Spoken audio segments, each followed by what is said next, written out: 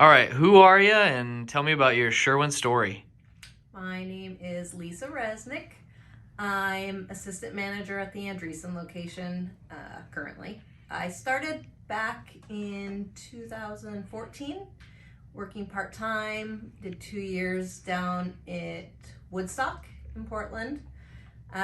During that time, I had my second child, so experienced pregnancy with Sherwin, and then went through maternity leave. When I came back, I still was at Woodstock for a little bit, transferred over to Mount Tabor store for another year.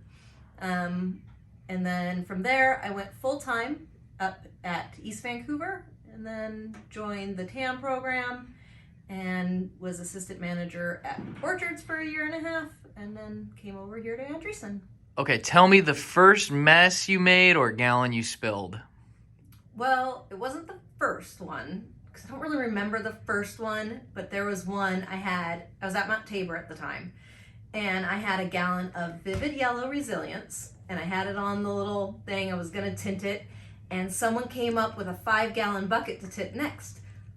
Me not thinking, I was like, oh, let me lower the shelf for you. And I lowered the shelf, and the entire Vivid Yellow gallon just right all over the front of me and over my shoes and everything. Dax was right there with kitty litter. Keep kitty litter in your store. It is important. And we got it all cleaned up, but I was yellow for the rest of the day.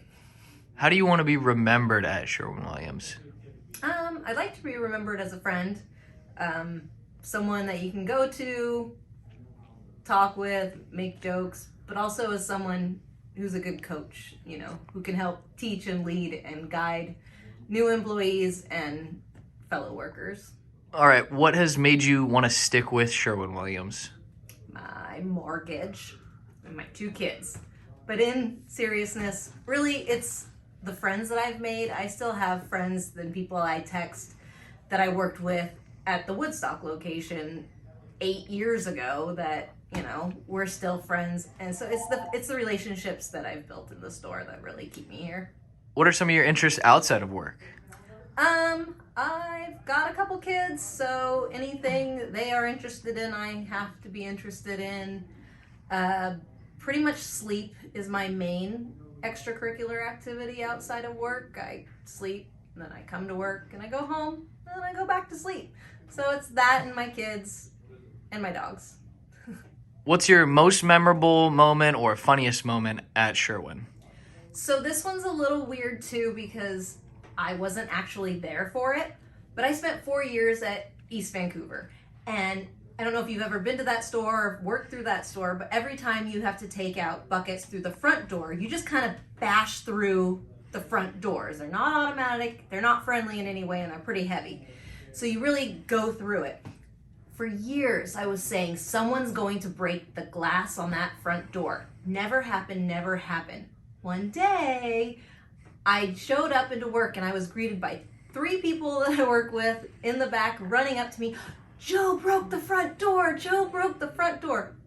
Joe, Camas location, had pushed out some gallons and the front panel of the glass just shattered, and I showed up 2 minutes after it happened. So I missed the whole thing, called it for years, and I missed it, and I'm really still kind of bitter and devastated over the fact that I missed that.